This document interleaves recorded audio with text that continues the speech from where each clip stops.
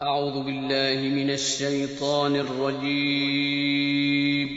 پناہ مانگتا ہوں میں اللہ کی شیطان مردود سے۔ بسم اللہ الرحمن الرحیم۔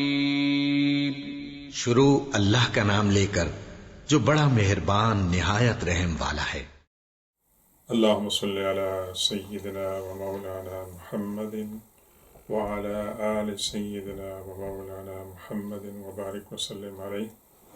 السلام علیکم ناظرین گرامی اور سامعین کرام، آج آپ کی خدمت میں اپنی کتاب امثال الحدیث کے باب قرآن پاک کے بارے میں امثال الحدیث میں سے ایک نہایت ہی خوبصورت حدیث کے ساتھ حاضر ہوئی ہیں، اور اس حدیث پاک کے اندر اللہ کے رسول صلی اللہ علیہ وسلم نے قرآن پاک کی تلاوت کرنے والے کو ایک ایسے مسافر سے تشبیہ دی ہے جو مسلسل حالت سفر کے اندر رہتا ہے۔ یہ عجیب و غریب تشبیہ ہمیں نظر آتی ہے، لیکن اس کے ترجمے اور اس کی تشریح کے اندر انشاءاللہ ہمیں بہت سی باتیں جو ہیں وہ معلوم ہوں گی، ان پر ہم غور کریں گے۔ تو آئیے سب سے پہلے ہم اس حدیث پاک کی تلاوت کرتے ہیں، اور اس کا عنوان ہم نے رکھا ہے مسلسل قرآن پڑھنے والا مسلسل سفر کرنے والے مسافر کی طرح ہے۔ بسم اللہ الرحمن الرحیم۔ عن ابن عباس رضی اللہ عنہما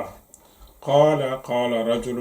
یا رسول اللہ ای الاعمال احب الى اللہ قال الحال المرتحل قال یا رسول اللہ وما الحال المرتحل قال الذي يضرب من اول القرآن الى آخره كلما حل ارتحل او كما قال رسول اللہ صلی اللہ علیہ وسلم، رواہ الترمذی۔ یہ حدیث پاک جو آپ کے سامنے ہم نے تلاوت کی ہے، اس کو امام ترمذی نے اپنی کتاب کے اندر درج کیا ہے، اور اس کو روایت کرنے والے ہیں حضور پاک صلی اللہ علیہ وسلم کے مشہور صحابی محدث اور مفسر اور فقیہ جناب عبداللہ بن عباس رضی اللہ تعالیٰ عنہ۔ فرماتے ہیں کہ ایک شخص نے حضور پاک صلی اللہ علیہ وسلم سے عرض کی کہ یا رسول اللہ بتائیں کہ اللہ کی نظر میں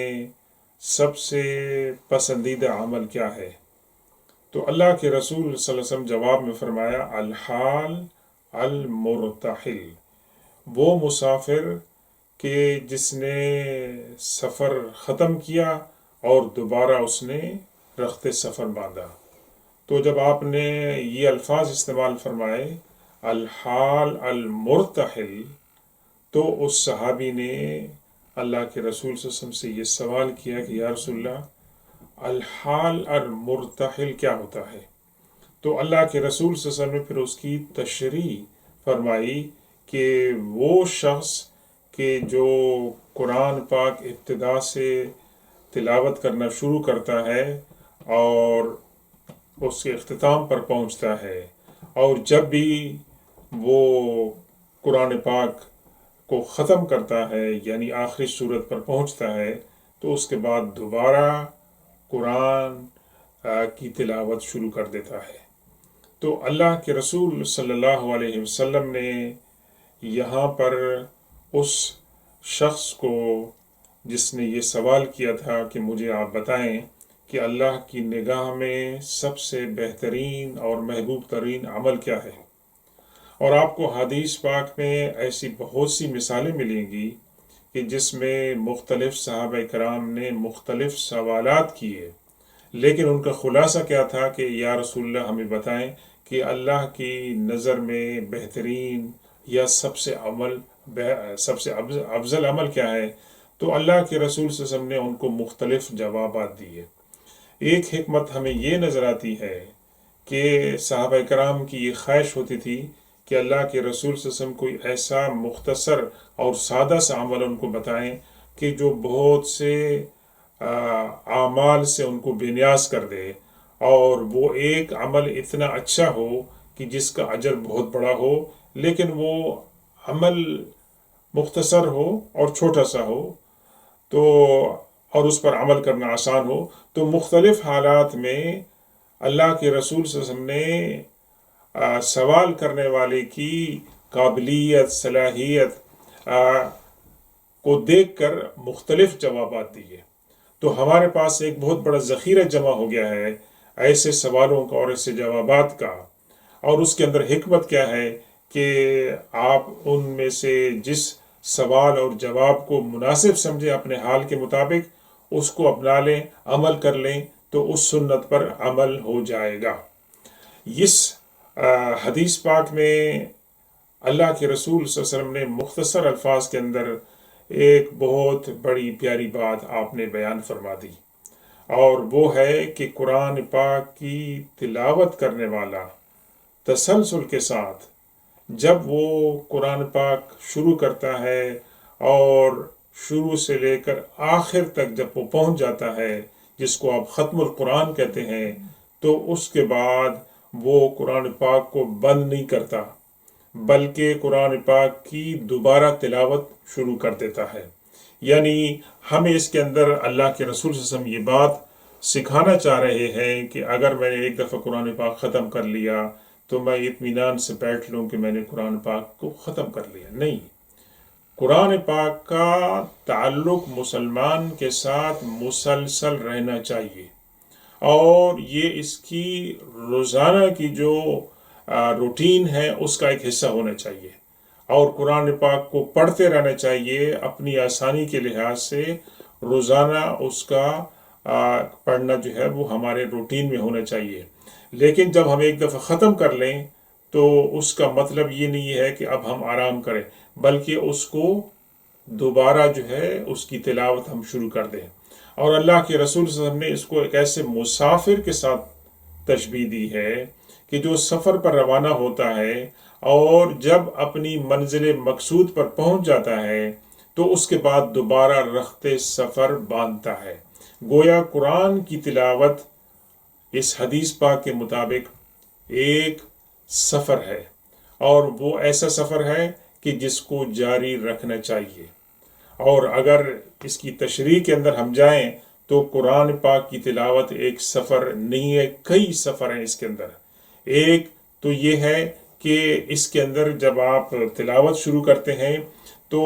آپ اسلام کی پوری تاریخ کا سفر جو ہے اس کے مختلف ادوار سے گزرتے ہیں کہ اللہ کے رسول صلی اللہ علیہ وسلم نے اپنی نبوت کا آغاز فرمایا، اس دوران میں آپ کو کون سے چیلنجز پیش آئے، مسلمان امت کو صحابہ کرام کن مشکلات سے دوچار ہوئے، اور پھر آپ پہنچتے ہیں کہ حضور پاک صلی اللہ علیہ وسلم کے اوپر قرآن کا نزول مکمل ہوا۔ اور اس کے بعد یہ ہے کہ دوسرا آپ سفر دیکھتے ہیں کہ انسان کی پیدائش اللہ تبارک و تعالیٰ نے کس طرح فرمائی، یہ ایک سفر ہے۔ اور تیسرا سفر یہ ہے کہ آپ دیکھتے ہیں پوری انسانیت جو ہے اس کو اللہ تبارک و تعالیٰ نے پیدا فرمایا، انسانیت کن ادوار سے گزری، ان کے اندر زوال تھا، عروج تھا، اور مختلف ادوار تھے، تو وہ تمام آپ کے سامنے آ جاتے ہیں، ان کی آپ تلاوت کرتے ہیں، ان کے اوپر غور و فکر کرتے ہیں تو آپ کو اس کے اندر بہت سے معانی جو ہیں وہ ملتے ہیں۔ ایک تیسری بات آپ سے عرض کریں کہ آپ نے دیکھا ہوگا کہ قرآن پاک جب رمضان شریف میں ختم ہوتا ہے تو حافظ صاحبان آخری صورت جب پڑھتے ہیں تو اس کے بعد پھر وہ سورہ فاتحہ دوبارہ پڑھتے ہیں، اور سورہ فاتحہ کے ساتھ ساتھ سورہ البقرہ کی ابتدائی 5 آیات کی تلاوت کرتے ہیں۔ تو حدیث پاک میں اس کو حضور پاک صلی اللہ علیہ وسلم کی طرف منسوب کیا گیا ہے، اور تو اس لحاظ سے یہ ایک مسنون عمل ہوتا ہے کہ دوبارہ ان آیات کی آپ تلاوت کرتے ہیں، کہ حضور پاک صلی اللہ علیہ وسلم بھی اس طرح فرماتے تھے۔ اور قرآن مکہ کے بارے میں یہ بات بھی مشہور ہے کہ جب بھی رمضان شریف کے اندر وہ قرآن پاک ختم کرتے تھے تو سورہ فاتحہ اور سورہ البقرہ کی ابتدائی 5 آیات یعنی المفلحون تک کی دوبارہ آپ تلاوت فرماتے تھے، اور اس کو وہ کہتے تھے کہ یہ الحال المرتحل ہے، یعنی وہی الفاظ استعمال کرتے تھے جو حضور پاک صلی اللہ علیہ وسلم نے استعمال فرمائے تھے۔ اس کے اندر حکمت یہ نظر آتی ہے کہ قرآن پاک کی جو آخری صورتیں ہیں، مثال کے طور پر سورہ اخلاص ہے، سورہ الفلق ہے، سورہ الناس ہے، اس کے اندر اسلام کے جو بنیادی اور اساسی عقائد ہیں توحید کے، اللہ تبارک و تعالیٰ کی ربوبیت کے ہیں، اور اللہ تبارک و تعالیٰ سے مدد اور پناہ مانگنے کے ہیں، وہ دیکھیں۔ اور پھر آپ سورہ فاتحہ کے اندر دیکھیں کہ سورہ فاتحہ کے اندر اللہ تبارک و تعالیٰ کی حمد و ثنا بیان کی جا رہی ہے، اور اللہ تبارک و تعالیٰ کی مختلف صفات بیان ہو رہی ہیں، اور اللہ تبارک و تعالیٰ سے صراط مستقیم کا سوال کیا جا رہا ہے۔ اسی طریقے سے سورہ بقرہ کی جو ابتدائی 5 آیات ہیں، ان کے اندر اسلام کے بنیادی عقائد کا خلاصہ ہے۔ یوں آپ سمجھیں کہ سورہ بقرہ کی 5 جو ابتدائی آیات ہیں، اس کے بعد کا پورا قرآن آخر تک جو ہے وہ جواب ہے اور اس کی تشریح ہے۔ اس لیے اس کے اندر یہ حکمت نظر آتی ہے کہ قرآن پاک کی تلاوت کرنے والا جب تلاوت ختم کر لے تو دعا مانگنے سے پہلے سورہ فاتحہ اور سورہ بقرہ کی ابتدائی جو آیات ہیں 5 ان کی تلاوت کرے، اور اس کے بعد جو ہے وہ دعا کرے۔ تو اس کے اندر اللہ تبارک و تعالیٰ کے رسول صلی اللہ علیہ وسلم نے ہمیں ایک ادب سکھایا ہے، ایک طریقہ سکھایا ہے کہ جب ہم قرآن پاک کو ختم کر لیں تو اس کا ادب، اس کا طریقہ کیا ہے کہ سورہ فاتحہ اور سورہ بقرہ کی ابتدائی 5 آیات کی تلاوت کی جائے۔ تو اللہ تبارک و تعالیٰ ہمیں قرآن کو مسلسل پڑھنے کی توفیق عطا فرمائے، اس پر غور و فکر کی توفیق عطا فرمائے۔ ناظرین گرامی، ہم اپنی گفتگو کو یہاں پر ختم کرتے ہیں۔ انشاءاللہ آپ کی خدمت میں دوبارہ ایک نئی مثال کے ساتھ حاضر ہوں گے۔ اس وقت تک کے لیے اجازت ہو۔ والسلام علیکم ورحمۃ اللہ تعالی وبرکاتہ۔